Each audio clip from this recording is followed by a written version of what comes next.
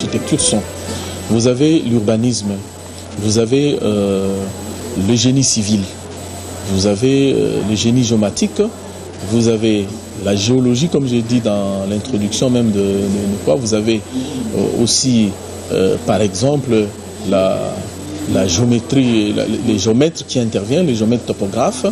Vous avez en fait plusieurs domaines qui interviennent dans le domaine de l'architecture pour faire en sorte que l'architecture puisse produire les résultats attendus. La différence entre l'urbanisme et l'architecture, à mon avis, parler en termes de différence, j'ai toujours trouvé que la question n'était pas aussi précise que ça.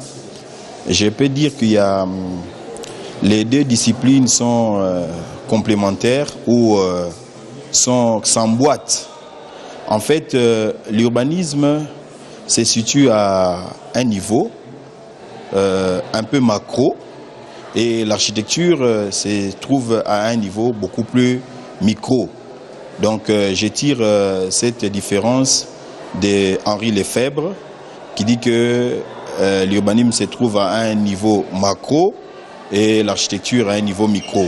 Donc je crois que c'est une question d'échelle et les deux disciplines en tout cas s'entrechevêtrent et s'emboîtent. Il y a une différence parce qu'un urbaniste, c'est un concepteur de ville, hein, c'est un concepteur des espaces urbains. Et un urbaniste, c'est également un gestionnaire des espaces urbains. Et par contre, un architecte, c'est un concepteur des bâtiments que nous avons dit. Donc les bâtiments peuvent avoir plusieurs fonctionnalités. Ça peut être une résidence, ça peut être une église, ça peut être une école, mais c'est un bâtiment. Donc la différence est que l'urbaniste, c'est lui, il voit des choses d'une manière globale. Et l'architecte, lui, c'est par rapport à la fonctionnalité bien précise. Si on lui dit de faire l'église, il fait l'église. Mais l'urbanisme, lui, c'est des grands ensembles. Et c'est comme Le Corbusier avait défini l'urbanisme comme de l'architecture globalisante, en fait. Donc l'urbaniste, lui, il voit en grand, et l'architecte, lui, il voit en miniature, en fait.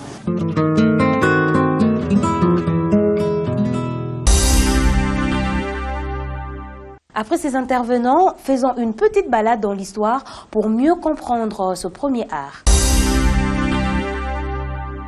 L'architecture néoclassique procède d'un second retour à l'antique gréco-romane, ère connue depuis la Renaissance. Dans l'époque contemporaine, l'architecture reste un moyen d'afficher la splendeur, entre autres par la gigantisme dans la hauteur ou la gigantisme dans la portée horizontale. Au temps moderne, les architectes adoptent intégralement la technologie nouvelle et la situation du standard du bâtiment.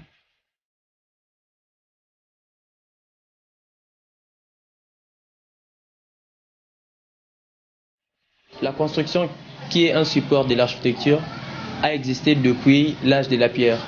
Les grottes, les tombes de populations nomades et sédentaires de la préhistoire sont des prémices de l'architecture.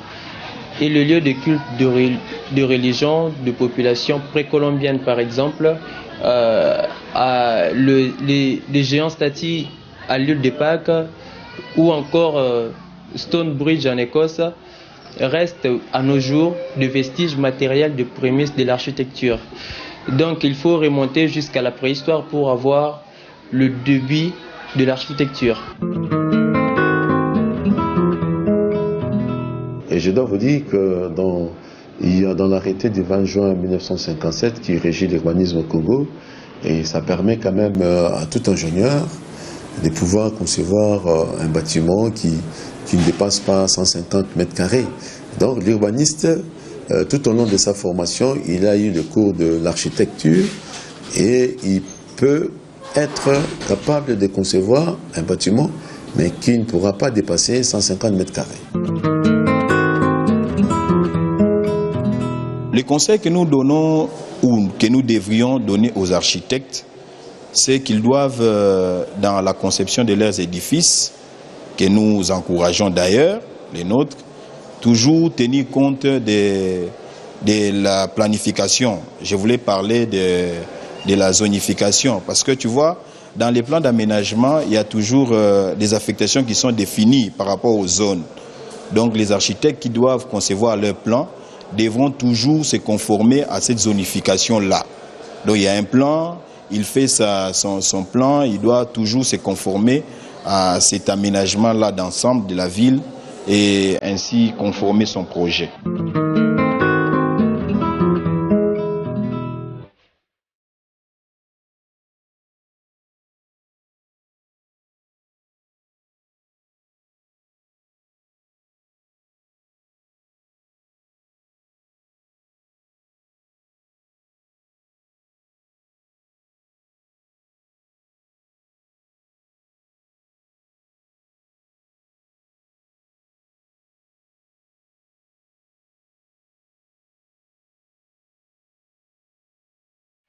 Ici, nous avons par exemple une société des architectes qui existe.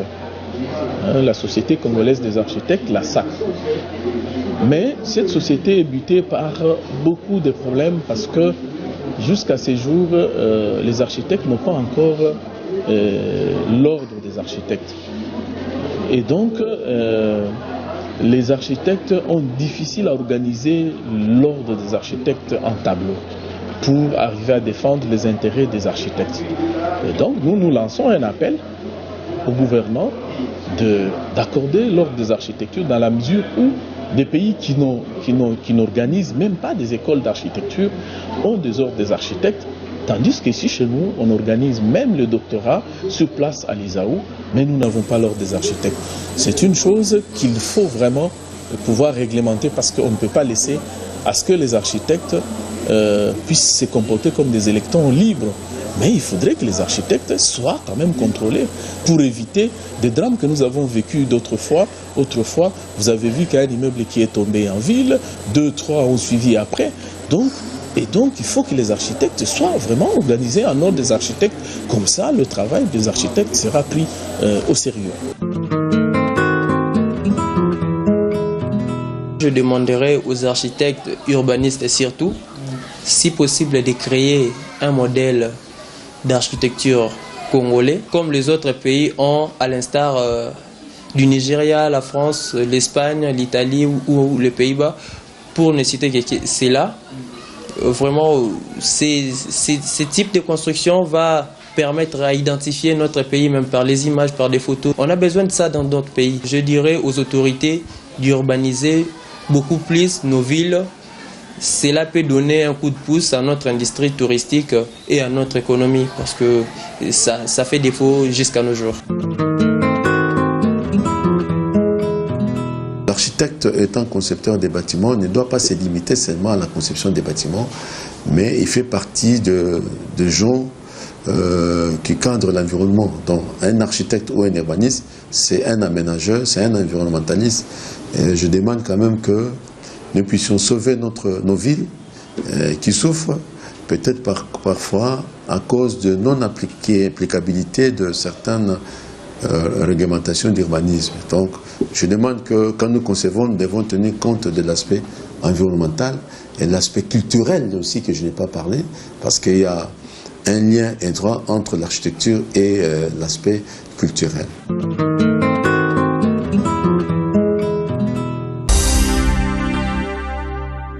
L'architecture est les témoins incorruptibles de l'histoire. Voilà, cette citation de Octavio Paz serait notre manière de vous dire au revoir et espérons vous retrouver au prochain numéro sur le même canal bien sûr.